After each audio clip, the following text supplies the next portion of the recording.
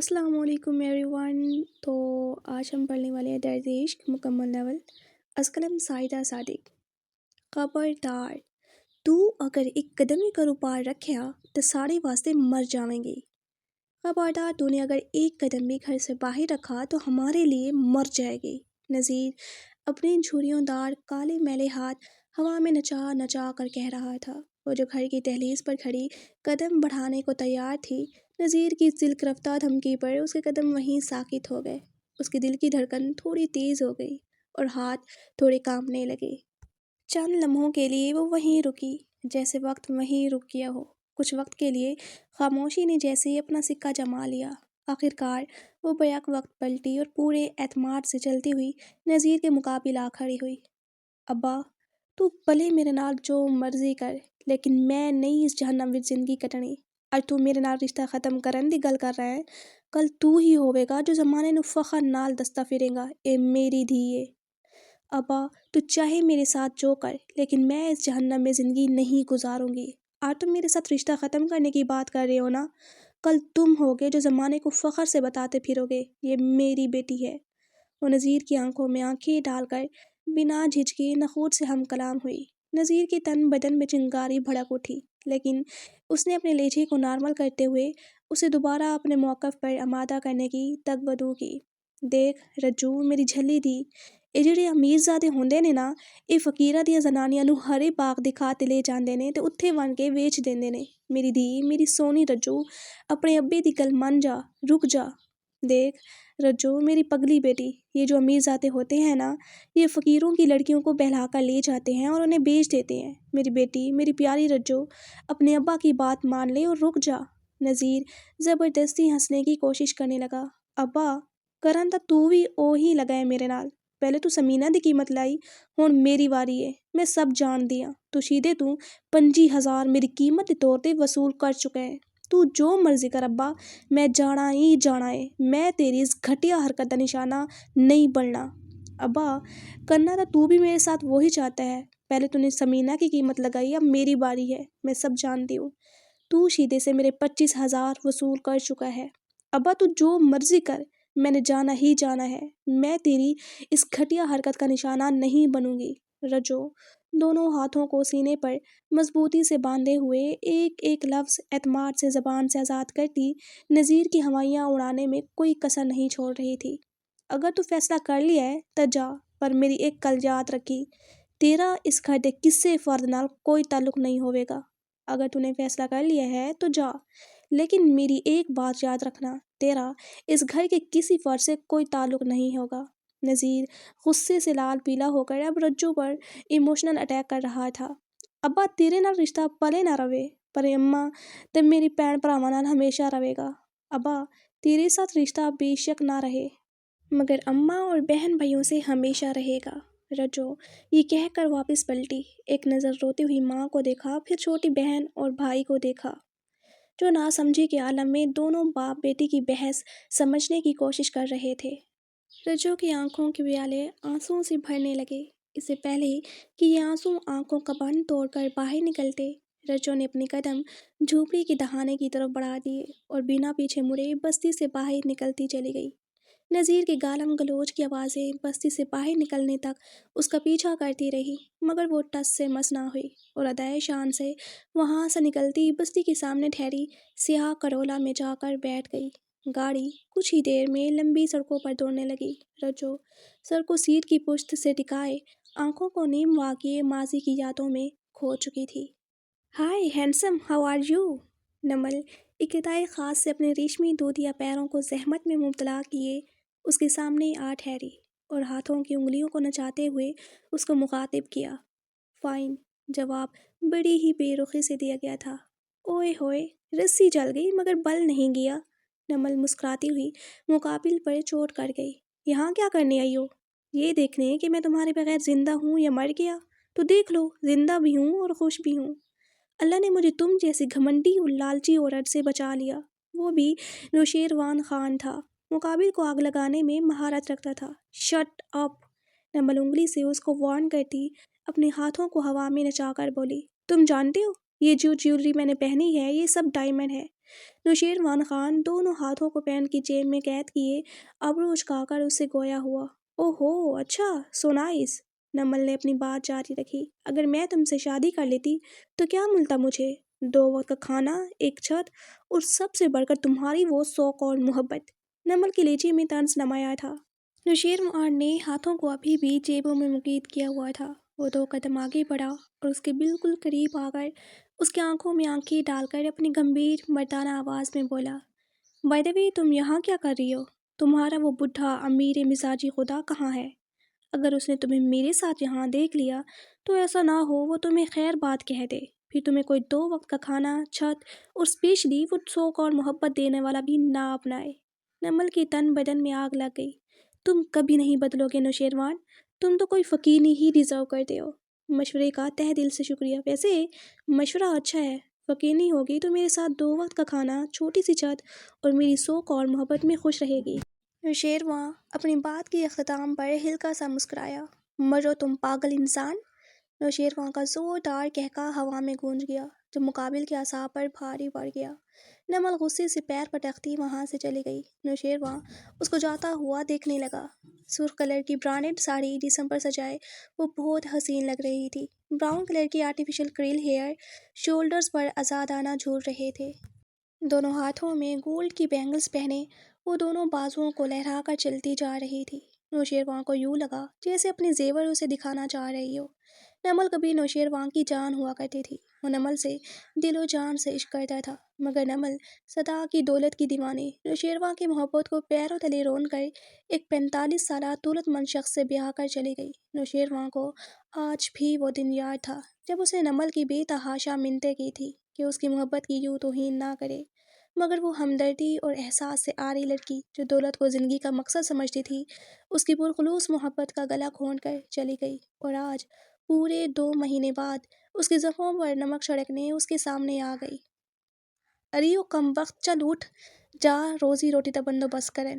ارے او کم وقت، چل اٹھ اور جا روزی روٹی کا بندوبست کرنے۔ رجو جھونپڑی کے آخری کونے پر پڑی اکلوتی چارپائی پر اوندھے منہ لیٹی ہوئی تھی جب نذیر نے آ کر اسے اٹھایا۔ ابا میں نہیں جانا بھیک منگڑ، تو جانا ہے تے جا۔ ابا میں نے نہیں جانا بھیک مانگنے، تو نے جانا ہے تو جا۔ رجو سر اٹھا کر ایک نظر ابا پر ڈالتی پھر سے سو گئی۔ نذیر اپنے سیاہ میلے کچیلے جسم پر ہرے رنگ کی قمیض پہنے جو جگہ جگہ سے آنکھ مچولی کر رہی تھی، نیچے سفید رنگ کی لنگی باندھے ایک ہاتھ میں ڈنڈا لیے اس وقت رجو کو سخت زہر لگ رہا تھا۔ ابا نے ڈنڈا ہوا میں لہراتے ہوئے ہلکا سا رجو کے سر پر وار کیا اور وہ اچھل کر چارپائی پر بیٹھ گئی۔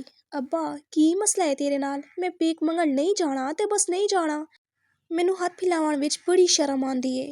ابا کیا مسئلہ ہے تیرے ساتھ؟ میں بھیک مانگنے نہیں جاؤں گی تو بس نہیں جاؤں گی، مجھے ہاتھ پھیلانے میں بہت شرم آتی ہے۔ اللہ سونے ہاتھ دیتے نے تب محنت کریے نا ابا، منگن تا کی مقصد؟ جدوہد پر سلامت نے اللہ پاک نے جب ہاتھ دیے ہیں تو محنت کرے نا، مانگنے کا کیا مقصد ہے جب ہاتھ پیر سلامت ہے؟ رجو اپنے بال کھجاتے ہوئے ابھی کو کام پر نہ جانے کا اٹل فیصلہ سنا چکی تھی۔ اس کے بال بالکل چڑیا کے گھونسلے کے مانند تھے جو رجو کے عرصہ دراز سے غسل نہ کرنے کی چغلی کھا رہے تھے۔ اس نے جو لباس زیب تن کیا ہوا تھا وہ کہیں سے بھی لباس نہیں لگ رہا تھا، یوں محسوس ہو رہا تھا جیسے اس نے سیمنٹ کی بوری پہن لی ہو۔ اس کے جسم پر من و وزن میں جمی میل کی غلیظ تہہ نے اس کی رنگت کا اندازہ لگانا محال کر دیا تھا۔ او دماغ خراب ہے کی تیرا؟ کیڑا تیرے پیو دادے دا کاروبار ہے جیڑا تم محنت کر کے کھاوے گی؟ آپا فقیر لوگ ہاں، اپنے واسطے بھیک منگنا ہی محنت دے کاروبار ہے۔ دماغ خراب ہے کیا تیرا؟ کون سا تیرے باپ دادا کا کاروبار ہے جو تم محنت کر کے کھائے گی؟ ہم فقیر لوگ ہیں، ہمارے لیے بھیک مانگنا ہی کاروبار ہے۔ رجو کے انکار نے نذیر کے غصے پر پیٹرول چھڑک دیا تھا جیسے۔ ابا ضروری نہیں پیو دادے کا کاروبار ہووے تے محنت کریے، محنت کرن واسطے لگن دی ضرورت ہوندی ہے۔ ابا ضروری نہیں کہ باپ دادا کا کاروبار ہو تو محنت کرے، محنت کرنے کے لیے لگن کی ضرورت ہوتی ہے۔ رجو نے چارپائی سے اٹھتے ہوئے ابا کو سمجھایا۔ اوئے بکواس بند کر، جا روٹی کھا تے دفع ہو بھیک منگن، وڈی ائی محنت کرن والی۔ بکواس بند کرو اور کھانا کھا کر دفع ہو بھیک مانگنے، بڑی ائی محنت کرنے والی۔ اور یاد رکھ اگر آج تو خالی ہاتھ واپس آئی تو میرے تو برا کوئی نہیں ہوے گا، اور یاد رکھ آج اگر تو خالی ہاتھ لوٹی تو مجھ سے برا کوئی نہیں ہوگا۔ نذیر نے اپنی پھٹی ڈھول جیسی بھاری آواز میں رجو کو پریشرائز کرنے کی تگودو کی۔ تیرا تو برا کوئی ہے بھی نہیں ابا، تجھ سے برا کوئی ہے بھی نہیں ابا۔ رجو شوشہ چھوڑ کر وہاں سے فرار ہوئی اور نذیر کی سوٹی ہوا میں اڑتی اس کا پیچھا کرتی رجو کی کمر پر بوسہ دے کر نیچے گر گئی۔ او صاحب جی بھیک دے نا، سویر تو کچھ نہیں کھادا۔ صاحب جی بھیک دو نا، صبح سے کچھ نہیں کھایا، دے دے نا، اللہ تینوں حج تے لے جاوے گا، دے دے نا، دعا دیواں گی تینوں، دے دو نا، اللہ تمہیں حج پر لے جائے گا، دعا دے دوں گی تمہیں۔ رجو سڑک پر بھاگ بھاگ کر ہر آتے جاتے سے بھیک مانگ رہی تھی۔ کوئی بھیک کے نام پر چند سکے پکڑا دیتا تو کوئی جھڑک کر چلا جاتا۔ ابا واقعی تو وڈا ظالم ہے، رب دی قسم اللہ تیرے ورگا پیو کسے نوں نہ دیوے، خود گھر ستیا رہندا ہے تے میرا جینا حرام کر دیتا ہے۔ ابا واقعی تو بہت ظالم ہے، خدا کی قسم اللہ تیرے جیسا باپ کسی کو نہ دے، خود گھر میں سویا رہتا ہے اور میرا جینا حرام کرتا ہے۔ رجو ہاتھ میں بڑا کٹورا تھامے سر کو کھجاتی ہوئی ابے کو کوستی ہوئی چل رہی تھی کہ اچانک کسی انسان سے ٹکرائی اور دھڑام کی آواز اس کے کانوں میں گونجتی ہوئی دم توڑ گئی۔ رجو گھبرا کر پلٹی، سامنے کا منظر دیکھ کر اس کا منہ کھل گیا۔ ایک 70 سالہ بوڑھا شخص سر تھامے آنکھوں میں غصہ اور بے بسی سمائے اسے گھور رہا تھا۔ مٹی کے ٹوٹے برتنوں کے ٹکڑے زمین پر بکھرے پڑے تھے۔ رجو گھبرا کر نیچے بیٹھ گئی اور برتنوں کے ٹکڑے سمیٹنے لگی۔ چاچا تو ٹھیک تو ہے نا، تیرے کو چوٹ تو نہیں لگی؟ چاچا تو ٹھیک تو ہے نا، تجھے چوٹ تو نہیں لگی؟ رجو کے سوال پر اس شخص نے سر اٹھا کر اس کی طرف دیکھا۔ بیٹا ٹھیک کیسے ہو سکتا ہوں، میری سارے دن کی محنت پر تو نے پانی پھیر دیا، اب میں گھر خالی ہاتھ کیسے جاؤں گا؟ اس شخص کی آواز میں بے بسی اور لاچارگی نمایاں تھی۔ چاچا معاف کر دینا، میں نے جان دے نہیں کیتا، میں تینوں ویکھیا ہی نہیں اصل وچ۔ چاچا معاف کر دے، میں نے جان بوجھ کر نہیں کیا، میں نے تمہیں دیکھا ہی نہیں اصل میں۔ رجو کو اس شخص پر ترس آنے لگا اور شرمندگی کے احساس نے اسے گھیر لیا۔ میں جانتا ہوں تم نے جان بوجھ کر نہیں کیا بیٹا، لیکن یہی میری سارے دن کی روزی روٹی تھی۔ وہ شخص ابھی تک زمین پر بیٹھ کر سر کو پکڑے ہوئے تھا۔ چاچا اے پکڑ پیسے، پورے 200، اے میری سارے دن دی کمائی ہے، میں تیری محنت گل کیتی ہے تو بھی میری محنت رکھ۔ چاچا یہ پکڑ پیسے، پورے 200، یہ میری پورے دن کی محنت ہے، میں نے تمہاری محنت ضائع کی ہے تو تم بھی میری محنت رکھو۔ رجو نے کٹورے میں سے سکوں اور نوٹوں کی مٹھی بھر کر اس شخص کو پیش کر دی۔ نہ پتر نہ، میں نہیں لے سکتا۔ وہ شخص رجو کو نظر اٹھا کر پہلی مرتبہ دیکھتے ہوئے اندازہ لگانے میں کامیاب ہو گیا کہ وہ ایک فقیرنی ہے۔ اچھا چاچا تو یہ نہیں لینا تو پھر تینوں میری دوجی گل مننی پونی ہے۔ اچھا چاچا تجھے یہ نہیں لینے تو تجھے میری دوسری بات ماننی پڑے گی۔ رجو اٹل انداز میں بولتی اٹھ کر کھڑی ہو گئی۔ میں نہ تیری برتن بناون وچ مدد کراں گی، تو چل میرے نال۔ چاچا تیری دکان کتھے ہے؟ میں تمہاری برتن بنانے میں مدد کروں گی، تم چلو میرے ساتھ۔ چاچا تمہاری دکان کہاں ہے؟ وہ اس کی طرف ہاتھ کر کے ایک ہی سانس میں بولے گئی۔ چاچا یہ ہاتھ پھڑ تے کھڑا ہو جا، چاچا یہ ہاتھ تھام کر کھڑے ہو جاؤ۔ وہ شخص یک ٹک اسے دیکھنے لگا۔ بیٹا اثر تو اب ہو چکی ہے، کیا تم میری مدد کرے گی؟ تھوڑی دیر میں شام ہو جائے گی، تو جا گھر۔ نہ چاچا نہ، وہ اس کو کندھے سے پکڑ کر اٹھاتی ہوئی پھر سے بازید ہوئی۔ تو میں نے لے چل دکان تے، میں نہ بچپن وچ مٹی دے کھڈونے بنا کے کھیڈتی سی، پھر عمر دے نال نال ہتھ وچ مہارت آندی گئی، میں یہ کم بخوبی جانتی ہاں۔ تم مجھے لے چلو دکان پر، میں بچپن میں مٹی کے کھلونے بنا کر کھیلتی تھی، پھر عمر کے ساتھ ساتھ ہاتھ میں مہارت آتی گئی، میں یہ کام بخوبی جانتی ہوں۔ رجو اپنی دھن میں مگن بولتی ہوئی سڑک کے کنارے چل رہی تھی اور چاچا بھی اس کی گفتگو سنتے ہوئے اس کے پیچھے ہو لیا۔ تینوں پتہ ہے چاچا، میں نہ برتناں تے نہ بڑی سوہنے پھول بھی بنا لینی ہاں، اس طرح نال برتن سوہنے لگدے تے اس طرح گاہک بھی وਧ جاندے نے۔ تجھے پتہ ہے چاچا، میں برتنوں پر پھول پتیاں بھی بنا لیتی ہوں، اس سے برتن پیارا بھی لگتا ہے اور اس کے گاہک بھی بڑھ جاتے ہیں۔ وہ شخص رجو کو کچھ دیر خاموشی سے تکتا رہا، پھر کچھ سوچنے کے بعد گویا ہوا۔ بیٹا اگر تم اتنا اچھا کام کرنا جانتی ہو تو پھر بھی کیوں مانگتی ہو، یہی کام کرو نا۔ رجو کی آنکھوں کے سامنے ابا کا چہرہ لہرا گیا اور ایک سر آب بھر کر وہ چاچا کو دیکھنے لگی۔ چاچا میرا ابا سمجھتا ہے کہ فقیر صرف بھیک منگدے ہوئے اچھے لگتے نے۔ چاچا میرا ابا سمجھتا ہے کہ فقیر صرف بھیک مانگتے ہوئے اچھے لگتے ہیں۔ میں ہزار وار آکھیا کہ میں بھیک نہیں منگنی، پر ابا آکھدا میں بستی وچ کے منہ دکھاواں گا۔ میں نے ہزار بار بولا میں بھیک نہیں مانگوں گی، مگر ابا کہتا ہے میں بستی میں منہ کیا دکھاؤں گا، سب گلاں کریں گے، وہ آکھتا ہے بھیک فقیراں دا رزق ہے، سب باتیں کریں گے، وہ کہتا ہے بھیک فقیروں کا رزق ہے، پر وہ یہ نہیں سمجھتا کہ اسے بھیک ਤਾਂ ਸਾਨੂੰ فقیر ਬਣਾ ਦਿੱਤਾ, لیکن وہ یہ نہیں سمجھتا اسی بھیک نے تو ہمیں فقیر ਬਣਾ ਦਿਆ ਹੈ। ਸਾਡੇ ਵੀ ਹੱਥ ਪੈਰ ਰੱਬ ਸੋਹਣੇ ਨੇ ਬਣਾਏ ਨੇ, ਅਸੀਂ ਮਿਹਨਤ ਕਿਉਂ ਨਹੀਂ ਕਰ ਸਕਦੇ? ਕਿੱਥੇ ਲਿਖਿਆ ਹੈ ਕਿ فقیر صرف بھیک ہی ਮੰਗ ਸਕਦੇ ਨੇ, ਉਹ ਕੰਮ نہیں کر سکتے؟ ہمارے بھی ہاتھ پاؤں اللہ نے بنائے ہیں, ہم محنت کیوں نہیں کر سکتے؟ یہ کہاں لکھا ہے کہ فقیر صرف بھیک مانگ سکتے ہیں اور کام نہیں کر سکتے؟ ਮੈਨੂੰ ਬੜਾ ਸ਼ੌਕ ਹੈ ਮਿਹਨਤ ਕਰਕੇ ਖਾਣ ਦਾ ਚਾਚਾ, ਪਰ ਇੱਕ ਮੇਰਾ ਅੱਬਾ, ਦੂਜਾ ਉਸਦਾ ਛੋਟਾ ਜਿਹੜਾ ਮੇਰੀ ਤਾੜ ਵਿੱਚ ਹਮੇਸ਼ਾ ਰਹਿੰਦਾ ਹੈ। चाचा, मुझे बड़ा शौक है मेहनत करके खाने का, पर एक मेरा अब्बा और दूसरा उसका डंडा जो हमेशा मेरी ताक में रहता है। रज्जो ने अपनी कुछ भड़ास चाचा के सामने निकाल दी। चाचा उसे बस देखता ही रहा और उसे अपनी दुकान पर काम करने की पेशकश कर दी। तो सुबह आ जाया कर मेरी दुकान, मेरे साथ मदद करवाया कर, जो कमाई होगी हम वो आधी आधी बांट लेंगे आपस में। रज्जो जो अब्बा को कोस रही थी, चाचा के मशवरे पर यकदम रुक गई। उसकी आंखों में चमक उभरी और कुछ ही लम्हे में मादूम हो गई। चाचा, तेरा मशवरा तो चंगा है, पर मेरा अब्बा मेरी जिंद कर लवेगा। मैं इतनी जल्दी मरना नहीं चाहती। चाचा, मशवरा तो तेरा अच्छा है, मगर मेरा अब्बा मेरी जान निकाल लेगा। मैं इतनी जल्दी नहीं मरना चाहती। रज्जो के चेहरे पर मासूमियत उमड़ आई। तेरे अब्बा को बताएगा कौन बेटा? वैसे भी वो कौन सा तेरे पीछे आएगा देखने के लिए? उसे पैसों से मतलब है तो तू शाम को जाकर उसके पैसे थपा देना और बोल देना भीख मांग कर लाई हूँ। चाचा ने रज्जो को आमादा करने में कोई कसर न छोड़ी, लेकिन रज्जो जो सोच में पड़ गई, उसके सामने बार बार अब्बा का चेहरा मंडलाने लगा। चाचा, वैसे तेरा मशवरा चंगा है, पर अब्बे नू पता चल गया तो मेरी जिंदगी दी लाइट चली जाएगी। चाचा, तेरा मशवरा अच्छा है, अगर अब्बा को पता चल गया तो मेरी ज़िंदगी की लाइट चली जाएगी। चाचा रज्जो की बात सुनकर मुस्कुरा दिया और उसके साथ दुकान की तरफ मुड़ गया। नवंबर की उदास शाम, सर्दी का मौसम, चाय से निकलता धुआं जो उड़ उड़ कर फिजा में गुम हो रहा था, सब मिलकर उसकी उदासी की कहानी बयान कर रहे थे। घर के लान में रखी चेयर पर बैठा नौशेरवान अपनी दर्दनाक माजी में खो चुका था। उसके चेहरे पर सिर्फ उदासी ही उदासी थी। ये सच था कि वो आज भी नमल को नहीं भूल पाया था, मगर भूलने की कोशिश ज़रूर कर रहा था और थोड़ा बहुत कामयाब भी हो गया था। लेकिन फिर अचानक आज उस लड़की ने नौशेरवान के सामने आकर उसका भरता ज़ख्म फिर से ताज़ा कर दिया था।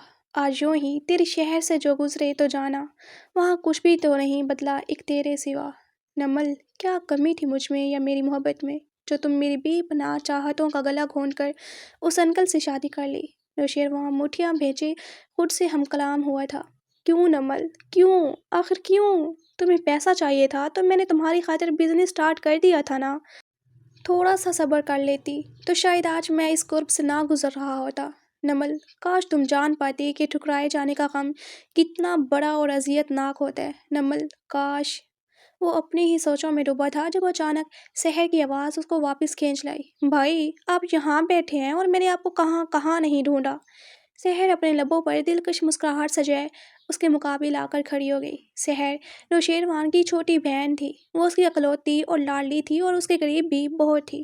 शहर नौशेरवान के खूबसूरत चेहरे पर उदासी के साए देख सकती थी। नौशेरवान कहीं से भी उसे अपना वो शौक और जिंदा दिल भाई नहीं लग रहा था जो पहले हुआ करता था। वो नौशेरवान को इस हाल में देख दिल ही दिल में नमल को गालियों से नवाजने लगी, जो वैसे तो उसकी खालाजाद थी, लेकिन उसके भाई का ये हाल उसी की बदौलत था। भाई, आपकी चाय तो ठंडी हो गई और पता नहीं किस मनहूस बदबख्त की वजह से अपने आप को बेहाल किए हुए हैं। शहर के लहजे में नमल के लिए नफरत वाज़ेह थी। नहीं शहर बेटा, ऐसा नहीं बोलते किसी के बारे में। नौशेरवान को शहर का ये अंदाज़ गुफ्तगू बुरा लगा। भाई प्लीज़, क्यों अपने आप को उस लड़की की वजह से अजियत देते हैं जिसको आपकी मोहब्बत और खलूस से पुरनूर जज्बात की कोई कदर ही नहीं। मैं जानती हूँ भाई वो आपकी मोहब्बत थी, लेकिन भाई वो इस लायक नहीं है कि आप खुद को उसकी यादों में तड़पाएं। भाई प्लीज़ मूव ऑन करें आप भी। देखिएगा अल्लाह आपको इंतहाई खूबसूरत और मुखलिस लड़की अता करेगा। नौशेरवान चेहरे पर उदासी सजाए किसी वीरान जंगल की तरह खामोश शहर के चेहरे को यकटक देखता ही रहा। शहर के लहजे में कुछ ना था। भाई के लिए प्यार, फिक्र, दुख और सबसे बढ़कर नमल के लिए नफरत थी। शहर चेहरे पर दुख के दासरात सजाए कुर्सी की साइड पर चेहरा नौशेरवान की तरफ किए नीचे बैठ गई और उसके हाथ पर अपना हाथ रखते हुए अपनी अधूरी बात फिर से शुरू की। भाई, अपना नहीं तो कम से कम अपने चाहने वालों का तो ख्याल कर लें। उस नमल को क्या फ़र्क पड़ेगा आप यूँ इस तरह ठंड में बैठकर उस चुड़ैल के छोड़ जाने का शौक मना रहे हो। ऐसी लड़कियों का तो काम ही यही होता है, लड़कों को इश्क के जाल में फंसाना और फिर उनको दूध में से मक्खी की तरह निकाल कर फेंक देना। ایسی لڑکیاں محفوظ ہوتی ہیں آپ جیسوں کی تڑپنے پر۔ نوشیروان حیرت سے آنکھیں پھاڑے بس سحر کو تکتا رہا، اور سحر نے نوشیروان کے تاثرات کی پرواہ کیے بنا اپنی بات جاری رکھی۔ چلیں بھائی، اب اٹھیں اور ہمارے ساتھ مل کر کھانا کھائیں اور نمل کی یادوں کو کہیں بھی دفنا دیں۔ سحر نے بات کے اختتام پر سر اٹھا کر بھائی کی طرف دیکھا، جو حیرانی سے اسے ہی دیکھ رہا تھا۔ سحر، گڑیا تم اتنی سمجھدار کب ہو گئی؟ نوشیروان نے دست شفقت اس کے سر پر رکھا۔ بھائی آپ یہ سب چھوڑیں اور یہ بتائیں، آپ نے شارق بھائی کے ساتھ مل کر جو فیکٹری بنائی تھی اس کا کیا ہوا؟ اس پر دھیان دیں سارا، اور اتنی اسٹرگل کریں کہ وہ نمل ایک دن پچھتائے۔ اسے آپ کو نہیں ٹھکرانا چاہیے تھا۔ گڑیا اتنا آسان نہیں ہے یہ سب، ابھی تک تو ہماری پروڈکٹس کی مارکیٹنگ نہ ہونے کے برابر ہے۔ نوشیروان کی آنکھوں میں سرد مہری تھی۔ بھائی آپ بس ہمت مت ہاریں اور اپنا سارا فوکس بزنس پر لگا دیں، ایک دن آپ دیکھیے گا اس سٹی کے سب سے سکسیسفل بزنس مین بن جائیں گے۔ نوشیروان سحر کی طرف دیکھ کر ہلکا سا مسکرایا اور اس کے گال تھپ تھپانے لگا۔ بھائی اب چلیں، مما نے آپ کی فیوریٹ بریانی بنائی ہے، چلیں اور کھانا کھائیں، مجھے بھی اتنی بک بک کرنے کے باعث زوروں سے بھوک لگ رہی ہے۔ دونوں ایک دوسرے کی طرف دیکھ کر ہنس دیے اور سحر نوشیروان کو بازو سے پکڑ کر تقریباً گھسیٹتے ہوئے اندر لے گئی۔ یہ میری چھوٹی سی دکان ہے بیٹا، جہاں میں سارا دن برتن بناتا ہوں، جو یہاں پر بک جاتے ہیں ٹھیک، باقی اس وقت روزانہ شہر لے کر چل پڑتا ہوں، کچھ نہ کچھ تو بکری ہو ہی جاتی ہے، اور شام کو گھر چلا جاتا ہوں۔ چاچا گلی کے کونے پر موجود ایک چھوٹی سی دکان جس پر لکڑی کا دروازہ کندہ تھا آ کر رک گیا اور رجو کو اپنی روٹین کی داستان سنانے لگا۔ رجو دروازے پر مقفل چھوٹے سے تالے کی طرف دیکھ کر چاچا کی طرف جتاتی نظروں سے دیکھنے لگی۔ ہاں بیٹا، میں تو بھول ہی گیا، چابی چابی کہاں گئی؟ چاچا نے رجو کی نظروں کو جانچ کر اپنی قمیض کی جیبیں ٹٹولنی شروع کر دی۔ انہیں آخرکار چابی مل ہی گئی اور دروازے کا تالا کھول کر وہ رجو کو اندر لے گیا۔ یہ ایک اینٹوں سے تعمیر شدہ چھوٹا سا کمرہ تھا۔ پورے کمرے میں مٹی کی بھینی بھینی سی مہک آ رہی تھی، جو رجو کی سانسوں سے گزر کر روح میں اتر رہی تھی۔ ایک سائڈ پر پوٹری ویل، مٹی کے برتن بنانے کا آلہ جس پر مٹی رکھ کر اسے گول گول گھمایا جاتا ہے اور مٹی کو برتن کی شکل دی جاتی ہے، پڑی ہوئی تھی۔ رجو نے ایک نظر کمرے کا بھرپور جائزہ لیا۔ اس نے اپنا کٹورا ایک سائڈ پر رکھا اور کمر پر دوپٹہ باندھ کر کمر کس لی۔ چاچا میں نے دس تم مٹی کی تھے، چاچا مجھے بتا مٹی کہاں پر ہے؟ بیٹا وہ سائڈ پر تھوڑی سی مٹی پڑی ہے، چاچا نے ایک کونے کی طرف اشارہ کیا۔ رجو نے قدم اسی طرف بڑھا دیے۔ وہ مٹی لے آئی اور پوٹری ویل کے سامنے رکھ دی۔ چاچا تو بیٹھ جا، میں تیرا جو نقصان کیتا ہے وہ پورا کروں گی۔ چاچا تو بیٹھ جا، میں نے جو تیرا نقصان کیا ہے وہ پورا کروں گی۔ رجو ہاتھ جھاڑتے ہوئے اس شخص کو مسکراتی نظروں سے دیکھنے لگی۔ رجو نے مٹی کو گیلا کیا اور پوٹری ویل کے سامنے بیٹھ کر اس پر گیلی مٹی ڈال کر آہستہ آہستہ گھمانے لگی، جبکہ چاچا اس کو خالی نظروں سے کام کرتے ہوئے دیکھنے لگا۔ ماشاء اللہ، میرے بیٹے کو کسی کی نظر نہ لگے۔ نوشیروان کو آتا دیکھ مسز شازیہ کے دل سے یہ کلمات نکل کر زبان پر آنے میں دیر نہیں لگی۔ نوشیروان سفید شلوار قمیض پر بلیک کوٹ پہن کر کسی ریاست کا شہزادہ لگ رہا تھا۔ اس نے بائیں ہاتھ میں برانڈڈ واچ پہن رکھی تھی اور ایک ہاتھ میں اپنا موبائل تھام رکھا تھا۔ پیروں میں سیاہ شوز اس کی خوبصورتی میں مزید اضافہ کر رہے تھے۔ آنکھوں پر بلیک گلاسز چڑھاتے ہوئے وہ ایک الگ سویگ سے چھوٹے چھوٹے قدم بھرتا ہوا مسز شازیہ کی طرف آ رہا تھا۔ مسز شازیہ کو دیکھ کر اس کے لبوں پر سحر انگیز مسکراہٹ دوڑ گئی۔ السلام علیکم ماما۔ مسز شازیہ کے قریب آ کر نوشیروان نے اپنے دونوں بازو ان کے گرد حمائل کر دیے۔ وعلیکم السلام میرا شہزادہ، بالکل چاند لگ رہا ہے، بالکل کسی ریاست کا شہزادہ۔ مسز شازیہ کے انگ انگ سے پیار چھلک رہا تھا۔ ماما یہ آپ کی محبت اور آپ کی نظریں ہی ہیں جو مجھے ہر وقت سراتی رہتی ہیں۔ نوشیروان نے ماما کو اپنے بازوؤں کے حصار سے آزاد کیا اور اپنا کوٹ سیٹ کرنے لگا۔ نوشیروان کے وجود کی ہلکی ہلکی خوشبو اس وقت پورے لان میں پھیلی ہوئی تھی، جو مسز شازیہ کی سانسوں سے گزر کر ان کی روح میں اتر رہی تھی اور ان کے کلیجے کو ٹھنڈک بخش رہی تھی۔ بیٹا کہاں جا رہے ہو؟ مسز شازیہ اس کو اس طرح تیار دیکھ کر سمجھ چکی تھی کہ وہ کہیں جا رہا ہے۔ شارق کی طرف جا رہا ہوں، بزنس کے متعلق کچھ ڈسکس کرنا ہے، کافی لاس میں جا رہی ہے، اس کو پروموٹ کرنے کی پلاننگ کرنی ہے۔ نوشیروان نے گھڑی کی طرف دیکھتے ہوئے جو اس وقت دن کے 12 بجا رہی تھی مسز شازیہ کو جواب دیا۔ بیٹا خیر سے جاؤ، اللہ تمہیں اپنے حفظ و امان میں رکھے اور قدم قدم پر کامیابی تمہاری منتظر ہو۔ پیار مسز شازیہ کے لہجے میں نمایاں تھا۔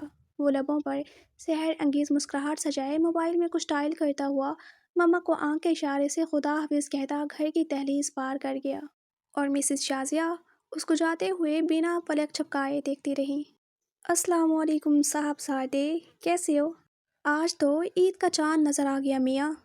نوشیروان کیفے میں بیٹھا شارق کا انتظار کر رہا تھا جب شارق کی جاندار آواز اس کے کانوں کے پردوں سے ٹکرائی۔ نوشیروان نے سر اٹھا کر اسے دیکھا جو سینے پر ہاتھ باندھے ہونٹوں پر مسکراہٹ سجائے اسی کی طرف دیکھ رہا تھا۔ شارق زندہ دل اور شوخ مزاج لڑکا تھا، شرارت اس کے چہرے سے چھلکتی تھی۔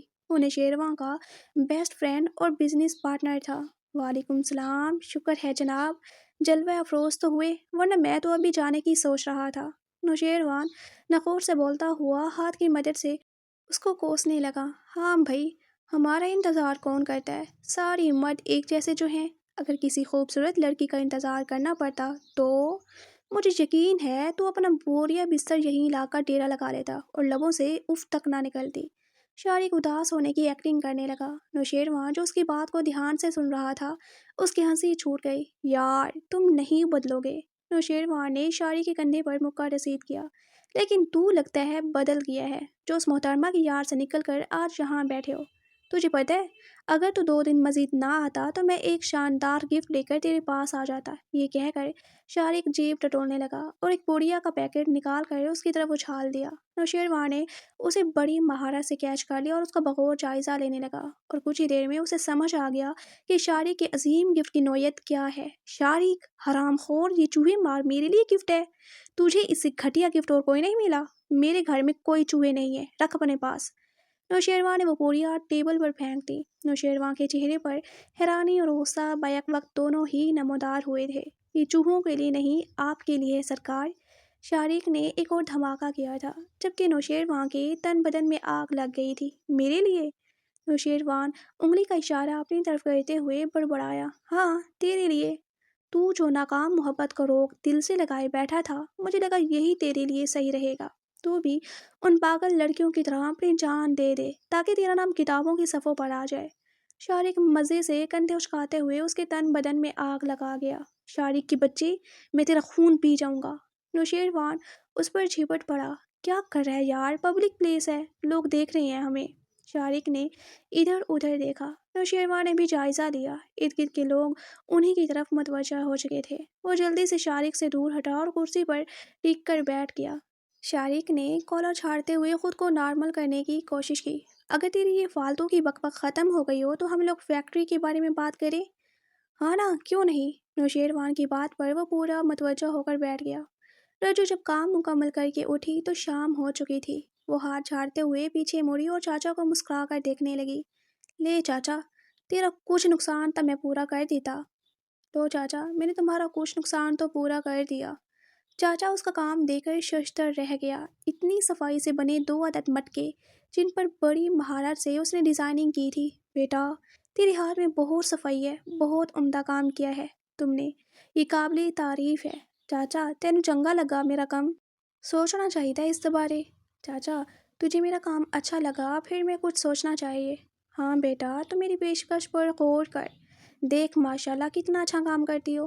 اپنا ہنر استعمال کرنے کی بجائے سارا دن بھیک مانگتی ہو، ذلیل و خوار ہوتی ہو۔ چاچا اٹھ کر سامنے آ کر کھڑا ہو گیا اور برتن ہاتھ میں لے کر ان کو سراتی نظروں سے دیکھنے لگا۔ بیٹا، تیرے ہاتھ سونے کے ہیں، تو اپنا ہنر یوں ہی ضائع مت کر۔ چاچا میں سوچ کے تینوں کل جواب دوں گی۔ چاچا میں سوچ کے تجھے کل جواب دوں گی۔ رجو نے کمر پر باندھا دوپٹہ کھولا اور جانے کو تیار ہو گئی۔ بیٹا کل میں تمہارا انتظار کروں گا۔ چاچا اس کے سر پر ہاتھ رکھ کر گویا ہوا۔ رجو بس اس کی طرف دیکھ کر مسکراتی اور جانے کی راہ لی۔ بیٹا نام تو بتاتی جا اپنا۔ چاچا نے ہاتھ ہوا میں کھڑا کر کے رجو کو ہونک لگائی۔ رجو جاتے جاتے اس کی آواز پر پلٹی۔ رجو، رجو نام ہے میرا، اور مسکرا کر اپنی منزل کی طرف چل دی۔ اتنی رات گئے تک گھر آون دی وجہ، اور بھیک بھی کتنی لے آئی؟ صرف 200۔ اتنی دیر سے گھر آنے کی وجہ اور بھیک بھی کتنی لے آئی؟ صرف 200۔ نذیر لہجے میں وحشت سمائے رجو کو کٹہرے میں کھڑا کیے ہوئے تھا، کیونکہ رجو آج گھر دیر سے لوٹی تھی۔ ابا سارا دن سڑکاں تے پھرن دے بعد ایہو کچھ ملدا ہے، ہن میرا کی قصور دس مینوں؟ ابا سارا دن سڑکوں پر پھرنے کے بعد یہی کچھ ملا ہے، اب اس میں میرا کیا قصور؟ بتاؤ مجھے۔ رجو گھبرا گئی اور سر کھجانے لگی۔ او بکواس بند کر اپنی، مینوں سارا پتہ ہے، تو کتنے لگائے نے پیسے، جلدی دس۔ بکواس بند کرو، تم نے پیسے کہاں چھپائے ہیں، جلدی بتاؤ۔ نذیر اپنے سابقہ انداز میں ایک مرتبہ پھر رجو پر بجلی برسانے لگا۔ ابا، اے پھڑ 200، اس تو علاوہ میرے کل 54 تک نہیں ہے، رحم کر میرے تے، سارے دن دی تھکی ہوئی ہاں، کوئی روٹی پانی بھی دے دے مینوں۔ ابا یہ پکڑ 200، اس کے علاوہ میرے پاس ایک سکہ تک نہیں ہے، رحم کر مجھ پر، سارے دن کی تھکی ہوئی ہوں، کوئی روٹی پانی بھی پوچھ لو۔ رجو بیزاری سے کہتی ہوئی جا کر چارپائی پر لیٹ گئی، اور آج کا دن جو واقعہ اس کے ساتھ پیش آیا اس کے سائے رجو کی آنکھوں کے سامنے لہرانے لگے۔ چاچا درست کہندا سی، ابا میرے پیچھے تھوڑی نہ آوے گا، میں ہن بھیک منگن نہیں جانا، ابے نے تو صرف پیسے نال مطلب ہے، اس میں میرا احساس نہیں ہے۔ چاچا صحیح کہہ رہا تھا، ابا میرے پیچھے تھوڑی نہ آئے گا، میں اب بھیک نہیں مانگوں گی، ابا کو صرف پیسوں سے مطلب ہے، اسے میرا کوئی احساس نہیں ہے۔ رجو دل میں سوچنے لگی، وہ فیصلہ کر چکی تھی کہ چاچا کی دکان پر کام کرے گی، اب بھیک ہرگز نہیں مانگے گی۔ سوچتے سوچتے وہ کب نیند کی وادیوں میں چلی گئی اسے پتہ ہی نہیں چلا۔ سلام چاچا۔ رجو اپنے میلے کچیلے حلیے میں ہونٹوں پر مسکراہٹ سجائے چاچا کی دکان پر کھڑی تھی۔ چاچا اسے دیکھ کر بہت خوش ہوا۔ وعلیکم السلام بیٹا، مجھے پوری امید تھی تو آئے گی، لے پھر تیری امید تے میں پوری اتری، لو پھر میں تمہاری امید پر پوری اتری۔ رجو بے نیازی سے کندھے اچکاتی آگے بڑھی۔ چاچا کام شروع کرے؟ رجو سوالیہ نظروں سے چاچا کو دیکھنے لگی۔ ارے ہاں بیٹا، کیوں نہیں؟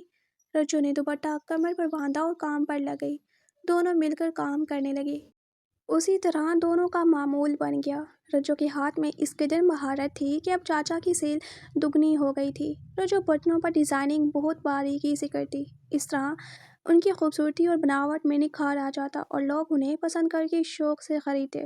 رجو کے آنے سے چاچا کو بہت فائدہ ہو گیا تھا۔ اب شہر جانے کا ذمہ بھی رجو نے لے لیا تھا۔ جو بھی سیل ہوتی دونوں آپس میں آدھی آدھی کر لیتے۔ رجو پیسے گھر جا کر نذیر کو پکڑا دیتی اور نذیر اتنے پیسے دے کر خوش ہو جاتا، اسے کبھی خیال آیا ہی نہیں کہ یہ بھیک کے پیسے ہیں کہ نہیں۔ یوں رجو کی بھیک مانگنے سے جان چھوٹ گئی۔ شارق، آج تم مارکیٹ جا رہے ہو ہمارے پیسز لے کر؟ نوشیروان آفس کی کرسی پر براجمان شارق کو حکم دے رہا تھا۔ وہ لیپ ٹاپ پر کوئی کام کرنے میں بیزی تھا۔ واٹ؟ شارق کو ایک دم جھٹکا لگا۔ میں کیسے جاؤں یار، تجھے اور کوئی نظر نہیں آیا میرے علاوہ؟ ہاں، پیروں سے جاؤ گے اور کیسے جاؤ گے؟ اس کی نظریں لیپ ٹاپ پر تھیں۔ فی الحال ہمیں خود ہی محنت کرنی ہوگی، ہم کسی اور کے اوپر یہ کام نہیں ڈال سکتے، خاموشی سے بیگ اٹھاؤ اور مارکیٹ کی راہ لو۔ میں نہیں جا رہا بھائی، ایم سوری۔ شارق نے صاف گوئی سے انکار کیا اور کرسی پر بیٹھ کر ٹانگیں میز پر براجمان کر دی۔ نوشیروان لیپ ٹاپ بند کر چکا تھا، اب وہ بغور اسے ہی دیکھ رہا تھا۔ کیا دیکھ رہے ہو بھائی؟ میرے چہرے پر وہ لڑکی نمل چھپی ہوئی ہے؟ بس کر دے گھونے کی، اب تو میرا دل زور زور سے دھڑکنے لگا ہے، اور دیکھ شرم سے گال بھی لال ہو رہے ہیں۔ شارق نوشیروان کو آگ لگا رہا تھا۔ گال تو تیرے اب میں لال کروں گا، تو سیریس کیوں نہیں ہوتا کسی بھی بات کو لے کر، ہاں؟ نوشیروان نے اٹھ کر اس کے منہ پر اپنے فولادی ہاتھ کی گرفت ڈال دی۔ یار چھوڑ، کیا کر رہا ہے، کیوں بچے کی جان لے رہا ہے؟ شارق اس کی گرفت چھڑانے کے لیے ہاتھ پیٹ مارنے لگا۔ بول جا رہا ہے کہ تجھے گاڑی تک باہوں میں اٹھا کر لے جاؤں؟ نوشیروان اپنے سابقہ انداز میں گویا ہوا۔ لا حول ولا قوہ۔ نوشیروان اپنی حد میں رہو، میں نمل نہیں ہوں، ہوش میں آؤ یار، میں شارق ہوں، تیرا جگری دوست یار۔ شارق گھبرانے کی ناکام ایکٹنگ کرنے لگا۔ شارق، میں نے پوچھا جا رہے ہو کہ نہیں؟ شارق اب اس کا منہ اپنی گرفت سے آزاد کر چکا تھا۔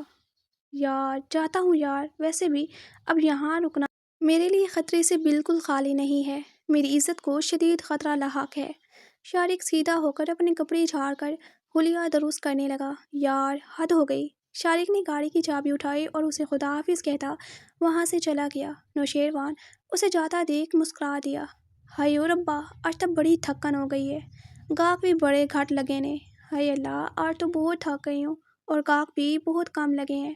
رجو جو شہر آئی تھی برتن لے کر، مگر آج اسے شدید تھکن محسوس ہو رہی تھی۔ وہ سانس لینے کے لیے بیٹھ گئی اور برتن سر سے اتار کر پاس ہی رکھ دیے۔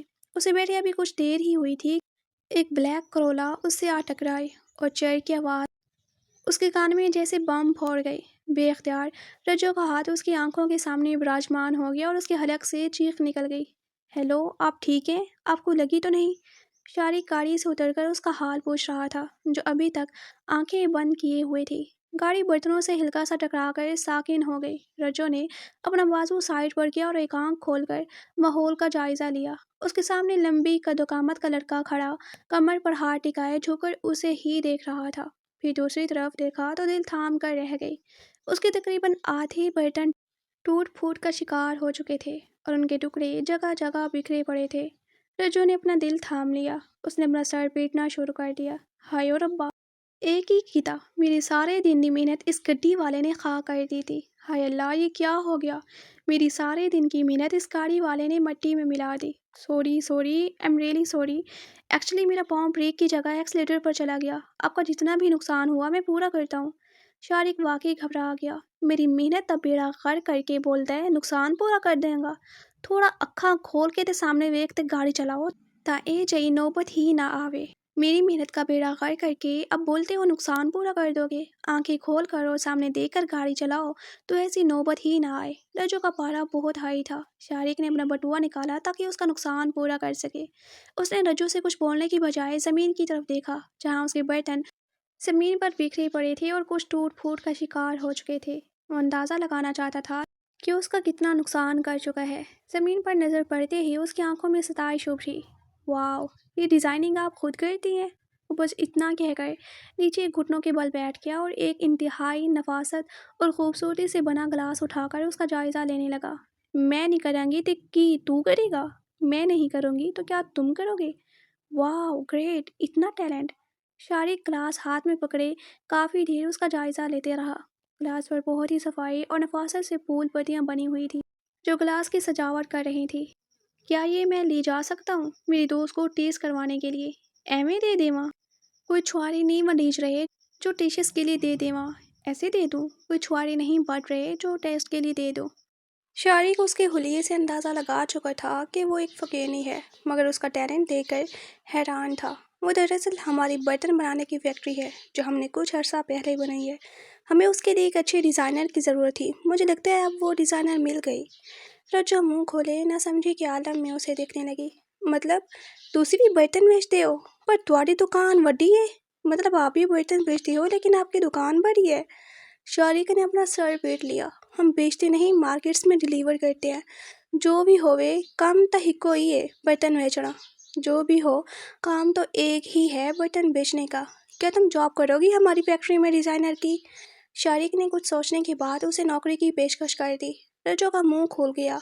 ऐसा लगा जैसे वक्त रुक गया हो। वो सोच भी नहीं सकती थी कि कोई उसे इतनी शानदार ऑफर पेश करेगा। मैं ते फैक्ट्री विच, रज्जो ने उंगली का इशारा अपनी तरफ किया। जी जी, आप। क्या मैं आपका नाम जान सकता हूँ। मेरा नाम। रजो बेयकीनी के आलम में उसे देखे गई। शारिक सवालिया नज़रों से उसे काफ़ी देर तकता रहा। जब वो कुछ ना बोली तो शारिक ने उसकी आंखों के आगे चुटकी बजाई और वो झूम कर उसकी तरफ देखने लगी। मेरा नाम रज्जो है, पर मैं ਤੁਹਾਡੀ फैक्ट्री ਵਿੱਚ काम किवें कर सकती हाँ। तुसी एडे अमीर ते असी फ़कीर लोग। मेरा नाम रज्जो है, पर मैं आपकी फैक्ट्री में काम कैसे कर सकती हूँ। आप इतने अमीर लोग और हम फ़कीर लोग। आपकी महारत देखकर लगता है कि आप इस तरह धूप में और मिट्टी में ख्वार होने के लिए नहीं हैं। बहरहाल मैं आपको सोचने का वक्त देखता हूँ। कल मैं आपको यहीं मिलूँगा। फिलहाल आप ये पैसे रखें और ये गिलास मुझे ले जाने की इजाज़त दे दें। शारिक ने 5,000 का नोट उसके हाथ पर रखा और अपने हाथ में पकड़े गिलास की तरफ इशारा किया। रज्जो बुत बनी बेयकीनी का पैकर बनी यूं ही खड़ी रही। शारिक वहाँ से जा चुका था, मगर रज्जो कितनी ही देर वहाँ बुत बनी खड़ी रही। नौशीरवन यार, उस लड़की के हाथ में बहुत महारत है। मेरी बात मान, उसी को डिज़ाइनर की जॉब पर रख ले। ये लड़की हमारी फैक्ट्री को प्रमोट करने में बहुत यूज़फुल साबित होगी, देख लेना। शारिक नौशेरवान को आज दिन का वाक़या सुनाने के बाद उसे रजो को डिज़ाइनर की पोस्ट पर रखने के लिए एग्री कर रहा था। नौशेरवान हाथ में गिलास पकड़कर उसका जायज़ा लेने में बिजी था। यार, ये मिट्टी के बर्तन बनाने वाली लड़की हमारी फैक्ट्री में काम कैसे करेगी। नौशेरवान भी सारियत से गोया हुआ। देख नौशेरवान, माँ के पेट से कोई भी कुछ सीख कर नहीं आता। हम उसे फैक्ट्री के असूल और आदाब सिखा देंगे ना, लेकिन उसके हाथ में महारत बहुत है, ये हमारे काम आ सकती है।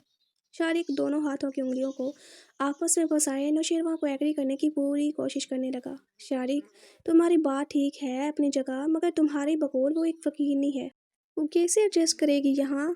नौशेरवान ग्लास को साइड टेबल पर रखते हुए खोया हुआ। वो तो मुझ पर छोड़ दे, बस तू राज़ी हो जा उसे यहाँ लाने के लिए। शारी का लहजा इल्तिजाया था। ठीक है यार, अगर तुझे लगता है कि वो लड़की बिजनेस प्रमोट करने में हमारी मदद कर सकती है तो ले आओ उसे कल। शारी के चेहरे पर मुस्कुराहट दौड़ गई और नौशेरवां को बेस्ट ऑफ लक का इशारा करते वहाँ से चला गया। मगर नौशेरवां किसी गहरी सोच में गुम हो गया और सर कुर्सी की पुष्ट पर रखकर आंखें मूंद ली। रजो चारपाई पर औंधे मुंह लेटी हुई थी। जब से वो बाजार से वापस आई थी बस एक ही ख्याल उसके जहन में था। आज दिन का वाकया उसके जहन में बार बार मंडला रहा था। वो सोच भी नहीं सकती थी कि उसे किसी इतनी बड़ी फैक्ट्री से जॉब की ऑफर आ जाएगी। रात के 12 बज चुके थे मगर नींद थी जैसे उसकी आंखों से कोसों दूर थी। वो रात भर यूं ही सोचों में डूबी रही। सुबह का हिलका हिलका उजाला होते ही वो चाचा की दुकान की तरफ निकल गई। इतनी सुबह चाचा दुकान पर नहीं आया था। वो काफ़ी देर वहीं बैठी इंतज़ार करती रही। काफ़ी देर के बाद चाचा उसे आता हुआ दिखाई दिया। रजो ने चाचा को देखकर सुख का सांस लिया। चाचा रजो को सुबह सुबह देखकर हैरान हो गया। बेटा, आज इतनी जल्दी आ गई? पहले तो 9 बजे के करीब आती हो ना।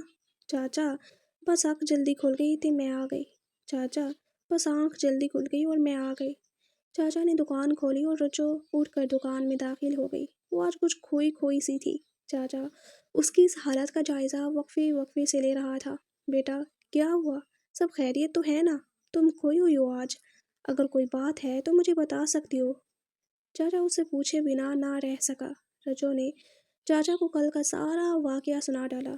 चाचा, मैनू समझ नहीं आ रही मैं की करा। एक दिल आधा चली जावां फिर तेरा ख्याल आ जाता है। तेनू छड़न दा दिल नहीं करता। चाचा, मुझे समझ नहीं आ रही मैं क्या करूं। एक दिल करता है चली जाऊं मगर फिर तेरा ख्याल आ जाता है और तुझे छोड़ने का दिल नहीं करता।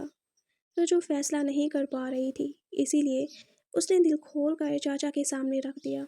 बेटा, मेरी मान, तू चली जा। तुझे ज़िंदगी में बड़े मौके आजमाने चाहिए। तेरा काम और मेहनत तुझे एक दिन आसमान की बुलंदियों पर ले जाएगा। मेरा क्या है, जैसे मैं पहले काम करता था अब भी वैसे करूँगा मगर तेरी याद आएगी। चाचा की आंखों में नमी उतर आई और वो मुंह फेर गया ताकि रचो ना देख सके और वो काफ़ी हद तक कामयाब भी हो गया था। चाचा, तू सही कहता है, मैनू अपने हुनर का इस्तेमाल करना चाहिए। चाचो, तुम सही कह रहे हो, मुझे अपने हुनर को मज़ीद निखारना चाहिए। रज्जो को शादी की बात याद आई। मैं कल यहीं तुम्हें मिलूंगा। रज्जो ने चाचा को खुदा हाफिज़ कहा और दुकान से निकलकर शहर की तरफ रवाना हो गई। चाचा काफ़ी देर उसे देखता रहा। रज्जो एक नए जोश और जज्बे के साथ नए रास्तों और मंजिलों से आशना होने का फैसला कर चुकी थी। पहले उसे डर था कि अब वह क्या करेगा उसके साथ, मगर उसने इस डर को पस मंज़र में डाल दिया और नए तजर्बात के लिए खुद को तैयार कर लिया। रज्जो शहर पहुंच चुकी थी। उसकी नज़रें शारी को ढूंढ रही थी। उसने चार सू नज़रें दौड़ाई और फिर कुछ ही देर बाद शारी को उसे गाड़ी के साथ टेक लगाए नजर आ गया। रज्जो धड़कते दिल के साथ छोटे छोटे कदम भरती उसके करीब जाने लगी। सलाम साहब। रज्जो की आवाज़ पर शारिक ने चूम कर उसकी तरफ देखा जो ना जाने किन सोचों में गुम था कि उसे रज्जो की आमद का अंदाज़ा ही नहीं हुआ। वालेकुम सलाम। मुझे पूरा यकीन था तुम ज़रूर आओगी। पूरे 1 घंटे से खड़ा हूँ यहाँ। खैर छोड़ो, बैठो गाड़ी में, मैं तुम्हें फैक्ट्री ले चलूँ। रज्जो की आंखें हैरत से फटी रह गईं। रज्जो और उसके साथ गाड़ी में बैठ कर जाए, उसने कभी अपने सपने में भी नहीं सोचा था। वो तो बस इन गाड़ियों को दूर से देखकर खुश हो जाती थी। कभी उसके दिल में ख्वाहिश ही नहीं जागी कि वो गाड़ी में सवार हो। उसे आज अपनी किस्मत पर यकीन नहीं आ रहा था। चलो, शारिक ने जोर देते हुए उसे दोबारा गाड़ी में बैठने का कहा। रज्जो हिचकिचाती हुई गाड़ी में बैठ गई और गाड़ी सड़कों पर दौड़ने लगी। रज्जो पहली बार कार में सवार हुई थी। वो अनकंफर्टेबल हो रही थी। वो कभी घुसकर उधर होती तो कभी इधर। सारे रास्ते वो शीशे को पकड़कर बैठी रही। शारिक उसे यूं अनकंफर्टेबल होता देखकर मुस्कुरा दिया। Good morning sir.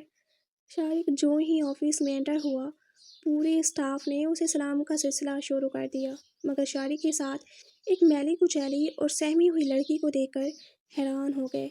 सब एक दूसरे की तरफ देखकर हाथों से इशारे करने लगे जैसे पूछ रहे हों ये कौन है। शारिक इन सबको नज़रअंदाज करता नौशेरवान के कैबिन की तरफ बढ़ गया। Hello young man. नौशेरवान नजरें लैपटॉप पर जमाए काम में मगन था जब शारिक की जानदार आवाज़ उसके कानों में गूंजी। नौशेरवान ने नज़र उठाकर शारिक को देखा, मगर उसके साथ लड़की को देखकर हैरान रह गया। नौशेरवान ने शारिक को नासमझी से देखा, मगर उसे एक ही पल लगा समझने में कि वो लड़की वही है जिसके बारे में कल शारिक उससे डिस्कस कर रहा था। नौशेरवान उस लड़की का जायज़ा लेने लगा। मैले कुचैले कपड़े, जिस्म पर मैल की तहें, सर पर बाल ऐसे जैसे बरसों से कंघी ना की हो। पैरों में मौजूद जूती पर दसों पैबंद लगे थे। नौशेरवान ने सवालिया नज़रों से शारिक को देखा। देख यार, इसके हुलिये पर मत जा, इसके टैलेंट पर जा। तू इसके हुलिये की फिक्र मत कर, वो मेरा काम है। शारिक उसकी आंखों में छुपा तासुर देख चुका था, जबकि रज्जो जब से आई थी बुत बनी खड़ी थी। ऐसा लग रहा था जैसे उसमें सांस ही ना हो। चेहरा ज़मीन की तरफ किए दोनों हाथों को आपस में मसल रही थी। लड़की, नाम क्या है तुम्हारा?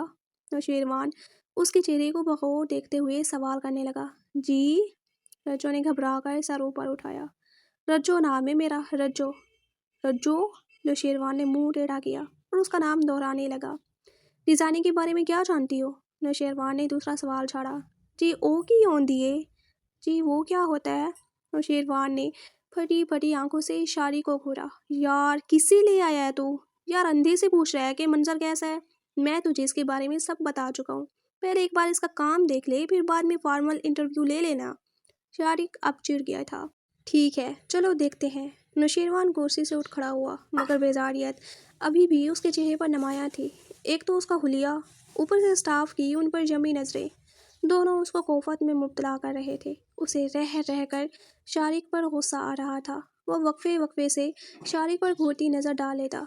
शारिक उसकी नज़रों को एंजॉय करता मस्त अंदाज में चल रहा था। रज्जो दम साधे चुपचाप किसी पत्थर की तरह उनके पीछे चल रही थी। वो पहली मर्तबा इतनी शानदार जगह पर काम करने आई थी और काफ़ी नर्वस हो रही थी। ऑफिस की शान और शौकत देखकर वह बुखरा गई थी। उसे लग रहा था उसके लिए यहाँ एडजस्ट करना बहुत मुश्किल है। रज्जो उन दोनों की तरफ देखे बिना बस चुपचाप चल रही थी। चलते चलते वो लोग फैक्ट्री में दाखिल हो गए। फैक्ट्री में मशीनों का बहुत शोर था। रज्जो घबरा गई और शारी की तरफ देखने लगी। घबराओ मत, ऐसा ऐसा आदत हो जाएगी और हर चीज़ से वाकिफ़ हो जाओगी। शारी को उसकी नज़रों को पहचान गया था। आगे चलकर शारिक ने रज्जो को एक मशीनरी के सामने खड़ा कर दिया। देखो, ये बर्तन बनाने की मशीन है। इस मशीन में प्लास्टिक या शीशा जो भी हो डाला जाता है और ये उसे बर्तन की फॉर्म में कन्वर्ट कर देती है। बाकी बारीकी के लिए अलग मजदूर है। तुम्हें यहाँ डिज़ाइनिंग के लिए लाया गया है। तुम्हारा काम है इन पर डिज़ाइनिंग करना ताकि उनकी लुक ग्रेसफुल हो। शारिक जो भी कह रहा था रज्जो की समझ में कुछ नहीं आ रहा था। वो बस मुंह खोले फैक्ट्री का जायज़ा लेने में मसरूफ़ थी। समझ आई मेरी बात? शारिक ने अपनी बात के इख्तिताम पर उससे सवाल किया। हैं जी, किया क्या तुसी? क्या कहा आपने? मतलब ये जो मैं इतनी देर से लेक्चर दे रहा हूँ वो तुमने सुना ही नहीं? ध्यान कहाँ है आपका? शारी को गुस्सा आ गया जब वो अपने अल्फाज की सूरत उस पर निकाल चुका था। नौशेरवान दम साधे बस उन दोनों को देखे जा रहा था। उसने दोनों हाथ सीने पर बांध रखे थे। ओ जी, मैं वेखती पई सी ਤੁਹਾਡੀ ਏਡੀ ਵੱਡੀ ਦੁਕਾਨ ਸੀ ਬਰਤਨਾਂ ਦੀ, ਪਰ ਤੁਸੀਂ ਗਾਹਕਾਂ ਵਾਸਤੇ ਤਾਂ कोई बंदोबस्त ही नहीं कीता। तुसी बेचते किहड़े तरीके नाल हो? जी, मैं देख रही थी कि आप लोगों की इतनी बड़ी दुकान है बर्तनों की, लेकिन आप लोगों ने ग्राहकों के लिए, मेरा मतलब है उनके आने के लिए, तो कोई बंदोबस्त ही नहीं किया। आप बेचते कैसे हो? नौशेरवान जो उन्हीं को देख रहा था उसके मुंह से हंसी का फव्वारा उबल पड़ा। शारिक ने भी अपना सर पीट लिया। देखो, ये फैक्ट्री है, यहाँ गाहक नहीं आते, बल्कि हम लोग यहाँ से प्रोडक्ट्स मार्केट भिजवाते हैं। शारिक एक एक लफ्ज़ पर जोर देता उसे समझाने लगा। जो भी हो, बेचते तो तुसी भी बर्तन ही हो। जो भी हो, बेचते तो आप लोग भी बर्तन ही हो। नौशेरवानी की हंसी पहले ही कंट्रोल नहीं हो रही थी। रज्जो की इस बात पर उसका जोरदार कहका हवा में गूंज उठा, जबकि शारिक हक्का बक्का कभी नौशेरवान को देखता तो कभी रज्जो को। छोड़ो ये सब, आओ मैं तुम्हें काम के मुतालिक बताता हूँ और समझाता भी हूँ कि काम किस तरह करना है। शारिक ने रज्जो को सारा काम समझा दिया। प्रैक्टिस के लिए उसे एक प्लेट दी गई डिज़ाइनिंग के लिए। वो डिज़ाइनिंग में मसरूफ़ हो गई, जबकि शारिक नौशेरवान के बराबर आकर खड़ा हो गया। भाई देखना, तो तुझे फ़ख्र होगा अपने दोस्त पर, शारिक अदाए बेनियाजी से कह रहा था। देखते हैं फ़ख्र होता है या जूतों की बरसात। नौशेरवान ने भी फ़ौरन जवाब उछाला। साहब जी ये देखो, साहब जी ये देखो। रज्जो अपना काम मुकम्मल कर चुकी थी और इनके बराबर आकर शारिक को मुखातिब किया। शारिक ने हाथ आगे बढ़ाया ताकि उसका काम दे सके, मगर इससे पहले कोई हाथ आया और रजो के हाथ से पीस ले लिया। वो नौशेरवान का हाथ था। वाओ, इट्स नाइस यार, बेसाख्ता उसके लबों से निकला। मैंने कहा था ना, ये लड़की काम की है, तो मेरी बात सुनता ही कब है? शारिक ने शिकवा किया। रजो हैरानी और परेशानी के आलम में उनको देख रही थी। लड़की, तुम्हें मैंने अपॉइंट कर लिया है, कल से तुम ज्वाइन कर सकती हो, नौशेरवान ने मुस्कुरा कर उसे बताया। रजो नासमझी के आलम में शारिक को देखने लगी। तुम कल से काम पर आ जाना, तुम्हारा काम इन्हें पसंद आया है। शारिक उसकी नज़रों को समझते हुए फ़ौरन बोला। वो तीनों अब फैक्ट्री से निकलकर ऑफिस में एंटर हो चुके थे। स्टाफ अब भी उन्हें यूं ही देख रहा था। वो तेज़ तेज़ कदम भरते केबिन में दाखिल हो गए। शारिक, फर्स्ट ऑफ ऑल इसका लुक चेंज करवाओ यार, और इसको कम्युनिकेशन स्किल्स में भी ट्रेन करो। नौशेरवान कुर्सी पर विराजमान शारिक को हुक्म देते अंदाज में गोया हुआ। ये क्या बॉस की तरह हर वक्त ऑर्डर देता रहता है मुझे? कोई काम तू भी कर ले। शारिक चिढ़ गया। नौशेरवान चुभती नज़रों से उसे घूरने लगा, मगर उसे कोई फ़र्क नहीं पड़ा। उसने कंधे उचकाए और रजो की तरफ इशारा करके सेल में बिजी हो गया। नौशेरवान समझ चुका था कि शारिक अब नहीं करेगा कुछ भी। नौशेरवान ने फोर्स भी नहीं किया। सुनो लड़की, तुम्हारा नाम रजो नहीं, आज से रुबाब है। रजो बुत बनी खड़ी थी जब नौशेरवान की आवाज़ उसके कानों में गूंजी। रजो चूं कर सीधी हुई। जी, रुबाब? हाँ, रुबाब। और चलो सबसे पहले तुम्हारा हुलिया दुरुस्त करवाता हूँ। नौशेरवान कहता हुआ गाड़ी की चाबी उठाकर वहाँ से निकल गया। रजो नासमझी के आलम में वहीं खड़ी शारिक को तकती रही। जाओ इसके साथ, शारिक ने इशारा किया। रजो जल्दी बाहर निकलकर उसके पीछे हो ली। गाड़ी एक सैलून के सामने आकर रुकी थी। नौशेरवान गाड़ी से उतरकर फ़ोन कान से लगाए किसी से बात करने में बिजी हो गया था। रजो गाड़ी से उतरकर उसके पीछे खड़ी हो गई। वो नासमझी से कभी नौशेरवान को देखती तो कभी सामने मौजूद सैलून को। वो कुछ समझ नहीं पा रही थी कि उसके साथ क्या होने वाला है, जबकि वो खुद को नए रास्तों पर चलने के लिए तैयार कर चुकी थी। नौशेरवान मोबाइल फ़ोन जेब में रख चुका था। अब उसकी नज़रें रजो पर थी। मिस्टर बाब, नौशेरवान अपने मखसूस अंदाज में गोया हुआ। रजो सैलून को तकने में बिजी रही। काफ़ी लम्हे तक रजो को देखने के बावजूद जब कोई रेस्पॉन्स नहीं मिला तो नौशेरवान ने रजो को बाजू से पकड़कर झंझोड़ा। मिस रुबाब, मैं आपसे मुखातिब हूँ। जी? रजो इस अचानक अवतार पर घबरा गई और सूखे पत्ते की तरह काम कर रह गई। वो बस इतना ही कह पाई थी। ये सैलून है, आप अंदर जाएं। यहाँ मेरी एक जानने वाली ब्यूटिशियन है, वो आपको अच्छे से ट्रीट करेंगी। मेरी उनसे बात हो गई है। नौशेरवान ने अभी तक रजो का बाजू हाथ में थाम रखा था। रजो घबराई हुई उसकी तरफ देख रही थी। नौशेरवान को चंद लम्हों में एहसास हो गया और उसने एक झटके से उसका बाजू अपनी फुलादी हाथ की गिरफ्त से आज़ाद किया। रजो लड़खड़ाई मगर फिर संभल गई। I am sorry. नौशेरवान को अपनी इस हरकत पर शर्मिंदगी ने घेर लिया। अब आप अंदर जाएं प्लीज़। रजो को हाथ का इशारा करते उसे अंदर जाने का कहकर खुद गाड़ी में बैठ गया, जबकि वो झिझकती हुई सैलून के अंदर जा चुकी थी। हाँ जी, तो डियर गर्लीज, आज के लिए बस इतना ही। अगला पार्ट कल इस वक्त अपलोड होगा, सो प्लीज़ चैनल को सब्सक्राइब लाजमी कर लीजिएगा और हमें सपोर्ट करिए ताकि हम रोज़ाना ऐसे ही आपके लिए बेहतर से बेहतरीन मवाद ला सकें। शुक्रिया। मनजानिब नाजी, सी राइटर। वैसे आज का नावल कैसा लगा कमेंट में ज़रूर बताइएगा यार, और हाँ, सब्सक्राइब यार से कर लीजिएगा।